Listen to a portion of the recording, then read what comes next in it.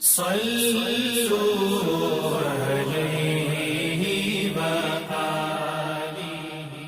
صحیح بخاری حدیث نمبر 131۔ رسول اللہ صلی اللہ علیہ وسلم نے ایک مرتبہ فرمایا کہ درختوں میں سے ایک درخت ایسا ہے جس کے پتے کبھی نہیں جھڑتے، اور اس کی مثال مسلمان جیسی ہے، مجھے بتلاؤ وہ کیا درخت ہے؟ تو لوگ جنگلی درختوں کی سوچ میں پڑ گئے، اور عبداللہ بن عمر کے دل میں آیا کہ میں بتلا دوں کہ وہ کھجور کا پیڑ ہے۔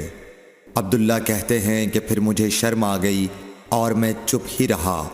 تب لوگوں نے عرض کیا، یا رسول اللہ، آپ ہی خود اس کے بارے میں بتلائیے۔ آپ نے فرمایا، وہ کھجور ہے۔ عبداللہ کہتے ہیں کہ میرے جی میں جو بات تھی وہ اپنے والد حضرت عمر رضی اللہ عنہ کو بتلائی۔ وہ کہنے لگے کہ اگر تو اس وقت کہہ دیتا تو میرے لیے ایسے ایسے قیمتی سرمایے سے زیادہ محبوب ہوتا۔ صحیح بخاری حدیث نمبر 132۔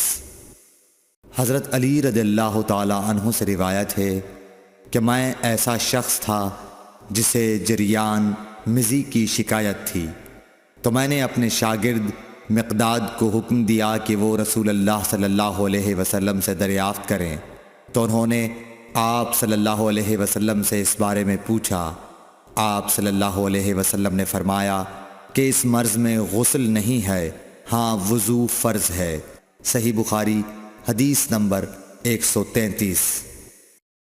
ایک آدمی نے مسجد میں کھڑے ہو کر عرض کیا، یا رسول اللہ، آپ ہمیں کس جگہ سے احرام باندھنے کا حکم دیتے ہیں؟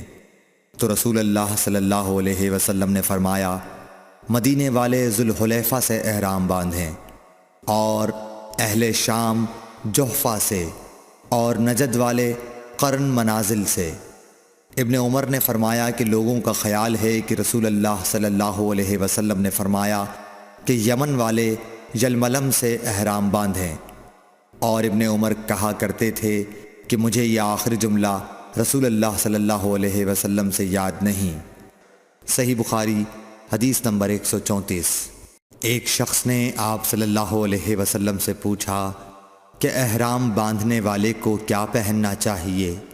آپ صلی اللہ علیہ وسلم نے فرمایا کہ نہ قمیص پہنے، نہ صافہ باندھے، اور نہ پاجامہ، اور نہ کوئی سرپوش اوڑھے، اور نہ کوئی زعفران اور ورس سے رنگا ہوا کپڑا پہنے، اور اگر جوتے نہ ملیں تو موزے پہن لے، اور انہیں اس طرح کاٹ دے کہ ٹخنوں سے نیچے ہو جائیں۔ صحیح بخاری حدیث نمبر 135۔ رسول اللہ صلی اللہ علیہ وسلم نے فرمایا کہ جو شخص حدث کرے اس کی نماز قبول نہیں ہوتی جب تک کہ وہ دوبارہ وضو نہ کر لے۔ حضرموت کے ایک شخص نے پوچھا کہ اے ابو ہریرہ، حدث ہونا کیا ہے؟ آپ نے فرمایا، پخانے کے مقام سے نکلنے والی آواز والی یا بے آواز والی ہوا۔ صحیح بخاری حدیث نمبر 136۔ رسول اللہ صلی اللہ علیہ وآلہ وسلم نے فرمایا کہ میری امت کے لوگ وضو کے نشانات کی وجہ سے قیامت کے دن سفید پیشانی اور سفید ہاتھ پاؤں والوں کی شکل میں بلائے جائیں گے، تو تم میں سے جو کوئی اپنی چمک بڑھانا چاہتا ہے تو وہ بڑھا لے، یعنی وضو اچھی طرح کر لے۔ صحیح بخاری حدیث نمبر 137۔ رسول کریم صلی اللہ علیہ وسلم سے شکایت کی گئی کہ ایک شخص ہے جسے یہ خیال ہوتا ہے کہ نماز میں کوئی چیز یعنی ہوا نکلتی معلوم ہوئی ہے۔ آپ صلی اللہ علیہ وسلم نے فرمایا کہ نماز سے نہ پھرے یا نہ مڑے جب تک آواز نہ سنے یا بو نہ پائے۔ صحیح بخاری حدیث نمبر 138۔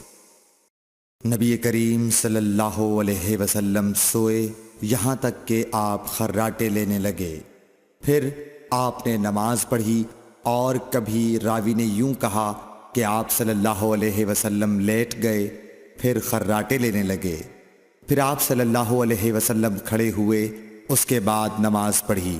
ابن عباس رضی اللہ تعالی عنہ کہتے تھے کہ ایک مرتبہ میں نے اپنی خالہ ام المومنین حضرت میمونہ کے گھر رات گزاری، تو میں نے دیکھا کہ رسول اللہ صلی اللہ علیہ وسلم رات کو اٹھے۔ جب تھوڑی رات باقی رہ گئی تو آپ صلی اللہ علیہ وسلم نے اٹھ کر ایک لٹکے ہوئے مشکیزے سے ہلکا سا وضو کیا۔ عمرو اس کا ہلکا پن اور معمولی ہونا بیان کرتے تھے، اور آپ کھڑے ہو کر نماز پڑھنے لگے تو میں نے بھی اسی طرح وضو کیا جس طرح آپ صلی اللہ علیہ وسلم نے کیا تھا۔ پھر آ کر آپ کے بائیں طرف کھڑا ہو گیا، اور کبھی سفیان نے ان یسارہ کے بجائے ان شمالہ کا لفظ کہا، مطلب دونوں کا ایک ہی ہے۔ پھر آپ صلی اللہ علیہ وسلم نے مجھے پھیر لیا اور اپنی داہنی جانب کر لیا، پھر نماز پڑھی جس قدر اللہ کو منظور تھا۔ پھر آپ لیٹ گئے اور سو گئے حتیٰ کہ خراٹوں کی آواز آنے لگی۔ پھر آپ کی خدمت میں مؤذن حاضر ہوا اور اس نے آپ کو نماز کی اطلاع دی۔ آپ صلی اللہ علیہ وسلم اس کے ساتھ نماز کے لیے تشریف لے گئے۔ پھر آپ نے نماز پڑھی اور وضو نہیں کیا۔ سفیان کہتے ہیں کہ ہم نے عمرو سے کہا، کچھ لوگ کہتے ہیں کہ رسول اللہ صلی اللہ علیہ وسلم کی آنکھیں سوتی تھیں، دل نہیں سوتا تھا۔ عمرو نے کہا، میں نے عبید بن عمیر سے سنا، وہ کہتے تھے کہ انبیاء علیہ السلام کے خواب بھی وہی ہوتے ہیں۔ پھر قرآن کی یہ آیت پڑھی، میں خواب میں دیکھتا ہوں کہ میں تجھے ذبح کر رہا ہوں۔ صحیح بخاری حدیث number 139۔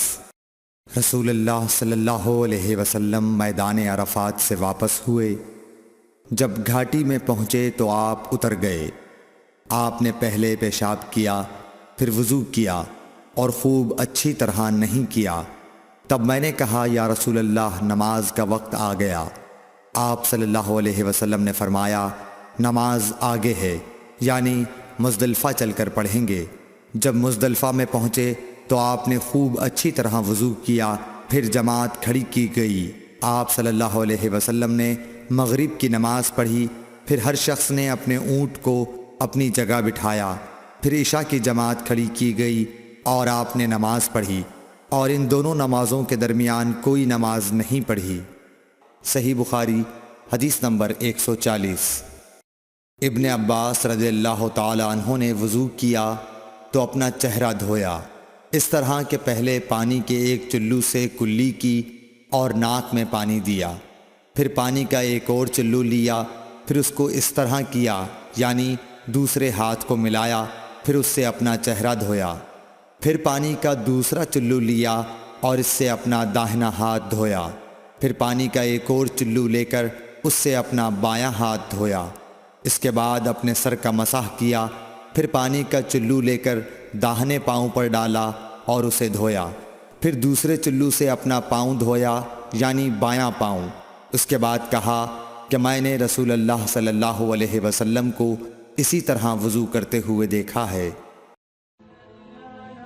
Thanks for watching. Don't forget to like, comment, share and subscribe to